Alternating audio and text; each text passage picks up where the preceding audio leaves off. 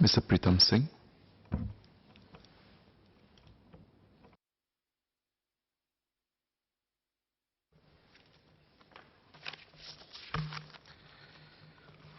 Mr. Speaker, in addition to laying out the government's plans for the rest of the term, the President's address this year was noteworthy, particularly for the upcoming transfer of power from the third to the fourth generation of PAP leaders.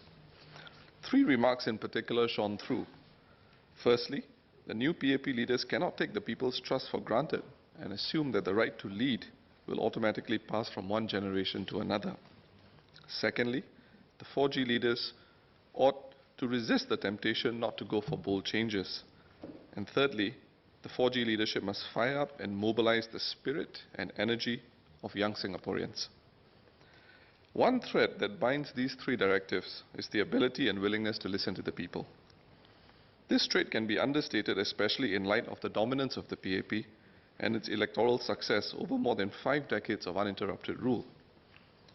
However, societal norms and expectations of political leadership have evolved. Alternative views will have to be addressed, accommodated, and considered thoughtfully so as to allow us to move forward together as one Singapore. What the government should not do is to close the door or resign itself to the politics of majoritarianism when a sensitive or difficult subject comes along, but instead invest a lot more energy to engage and explain, for our people have more than their fair share of good ideas. If the approach of the 4G leaders is to ignore, silence, or ridicule alternative ideas, they will fail to galvanize and spur all Singaporeans to greater heights. Or worse, they may even engender a divided society, rendering the message of inclusivity hollow and without substance.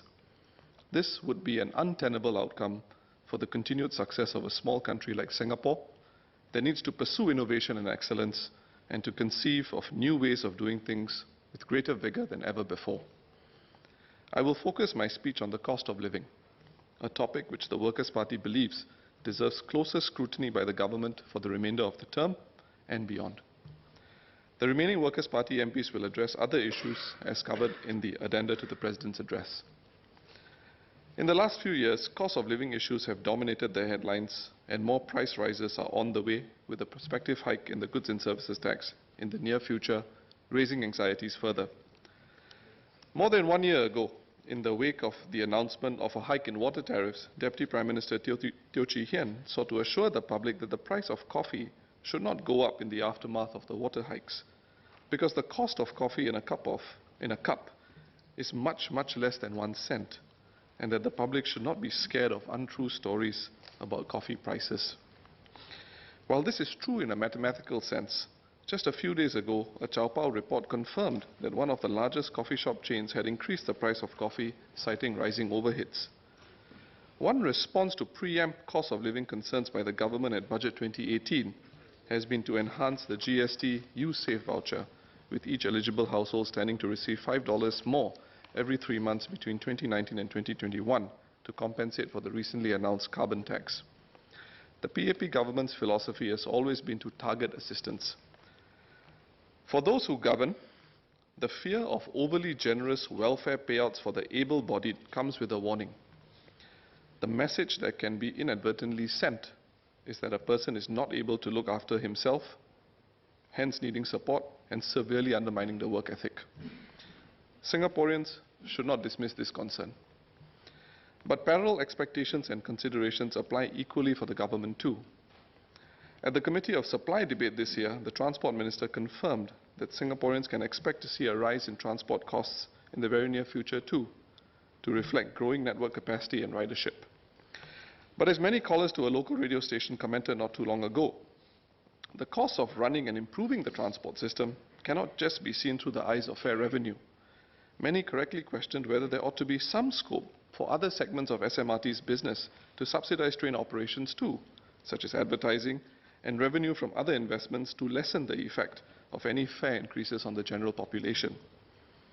Mr. Speaker, the question of the quantum of the surpluses and the prospect of alternate revenue streams and future surpluses of many government companies and statutory boards to better cushion price hikes on Singaporeans needs to be looked at very closely and debated before prices go up. For example, on the 30% water hike, how do future capital investments in water supply and transmission cohere with the large capital reserves of the National Water Agency, which have increased consistently from around $3 billion in 2007 to more than $5 billion in 2016? Getting into the details of such matters would represent a unique partnership with the people.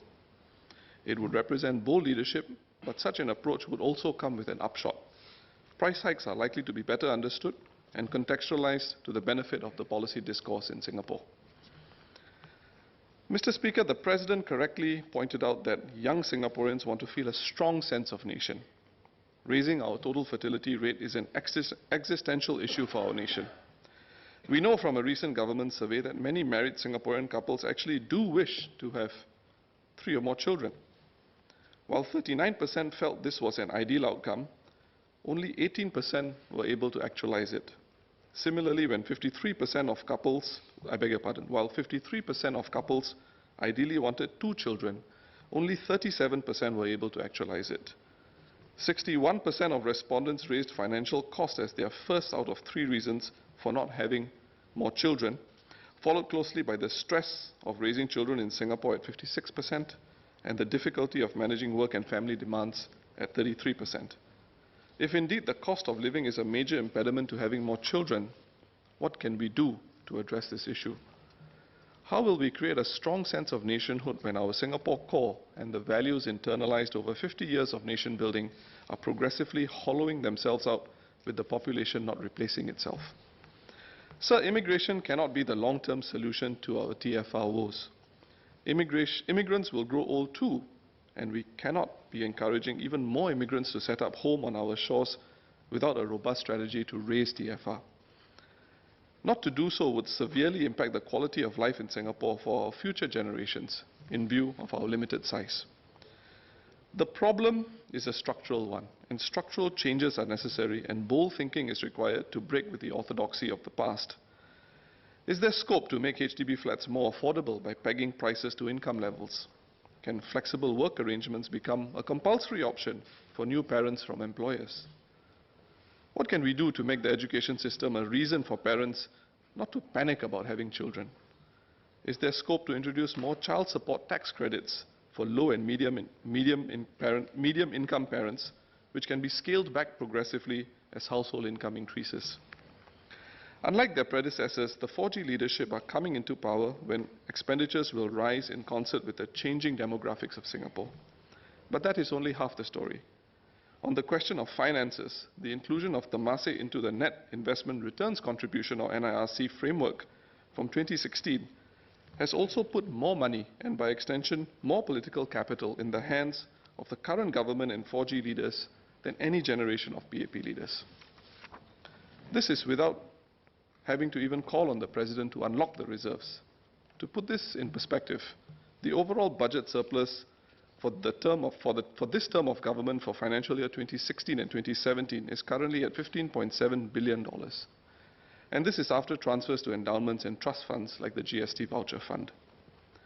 The $15.7 billion could potentially cover 2 more Pioneer Generation packages of about $8 billion each, covering almost an additional 1 million more elderly, and this is only taking into account the accumulated surplus out of 2 of the 5 years of this government's term.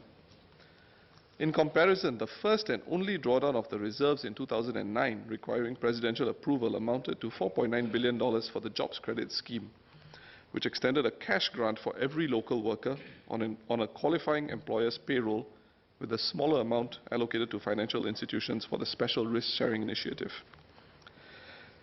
With $15.7 billion in hand today, and given the putatively stable formula for NIRC withdrawals in spite of market fluctuations, the picture for the immediate future does not appear to be one of a government needing money to stay afloat or needing to tax the population as a result, raising the cost of living. We are told more money is needed for healthcare and other areas in years to come. This is not unexpected given our demographic transition, with our elderly population expected to grow to 900,000 by 2030. But what are the government's current estimates and the underlying basis for its projections of higher expenditure coming on stream in future? This information needs to be shared so that the public are clear-eyed about the sufficiency of the budget at the government's disposal to help Singaporeans with the cost of living today. In conclusion, sir, the President's call not to eschew bold changes is not one that should preoccupy the 4th-generation leadership alone. The leadership transition from the 3G to 4G leaders also presents a unique opportunity for each Singaporean to question what we can do to make Singapore a better home for all of us. The leadership team is no longer just the political leadership. Singapore needs a special breadth and depth of leadership if it is to succeed. Leadership in every field of industry, from trade and industry to sports, arts and culture. If Singapore is to thrive as the immediate geopolitical situation shifts, and separately, the challenge of an aging society, inequality, and an extremely low TFR confronts our small country, boldness should be part of our national character too. At its core, the transition from the 3G to 4G leaders must be accompanied by a transformation of our society which creates the conditions to engender a confident people. The impetus and authority behind the new boldness in Singaporeans should hearken back to the title of the President's address, a call for a strong people-government partnership to build our future Singapore. A people who exercise independent judgment and who are empowered to support Singapore and to move forward together. Finally, Mr. Speaker, I would like to put on record my thanks for Minister Pritam Singh's words on the Workers' Party and Mr. Lau Tia Kiang's contributions over the years. The Workers' Party will always bear in mind the national interest in our deliberations and endeavour in the interests of Singaporeans and Singapore. Thank you.